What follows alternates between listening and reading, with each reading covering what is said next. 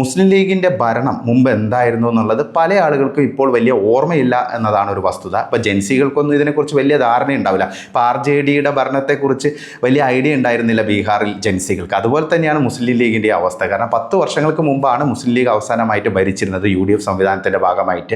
ഇപ്പോൾ എന്തായിരുന്നു മുസ്ലിം league മന്ത്രിമാരുടെയൊക്കെ behaviour? അതായത് തുഞ്ചത്ത് രാമാനുജൻ എഴുത്തച്ഛനോട് മാത്രമല്ല അവർക്ക് എതിർപ്പുള്ളത്, അല്ലെങ്കിൽ അവർക്ക് അരിശമുള്ളത്, അല്ലെങ്കിൽ അവർക്ക് ഒരു അയിത്തമുള്ളത്.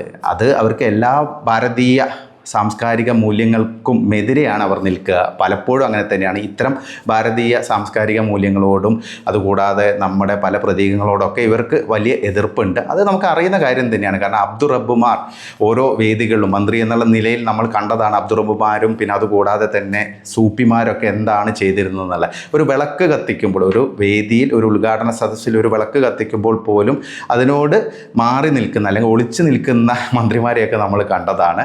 മറ്റുള്ള ഉദ്ഘാടകരായിട്ടുള്ള ആൾക്കാർ അല്ലെങ്കിൽ മറ്റ് വിശിഷ്ടാതിഥികളോട് വിളക്ക് കത്തിക്കാൻ ആവശ്യപ്പെടുകയും ബാക്കിൽ എവിടെയെങ്കിലും ഒളിച്ച് നിൽക്കുന്ന അവസ്ഥയൊക്കെ നമ്മൾ എത്രയോ കണ്ടതാണ്. വീഡിയോ ഉൾപ്പെടെ നമ്മുടെ മുമ്പിൽ ഇപ്പോഴും ഉണ്ട്. അപ്പോൾ ഇതാണ് മുസ്ലിം ലീഗിൻ്റെ മതേതരത്വം എന്ന് പറയുന്നത്. മുസ്ലിം ലീഗിന് ഭാരതീയമായിട്ടുള്ള എല്ലാ സങ്കല്പങ്ങളോടും അതുകൂടാതെ ഇത്തരം മൂല്യങ്ങളോടൊക്കെ അവർക്ക് അയിത്തം തന്നെയാണ്. ആ കാര്യത്തിൽ ഒരു സംശയമില്ല. മുസ്ലിം ലീഗ് ഒരു വർഗീയ പാർട്ടിയാണ്, മതവാദ പാർട്ടിയാണെന്നുള്ള കാര്യത്തിൽ തർക്കമൊന്നും വേണ്ട. കാരണം കുറച്ച് ബിസിനസ് ഇൻട്രസ്റ്റ് ഉണ്ടായതുകൊണ്ട് അതെല്ലാം പൊതിഞ്ഞ് പറയുന്നു എന്ന് മാത്രമേ ഉള്ളൂ.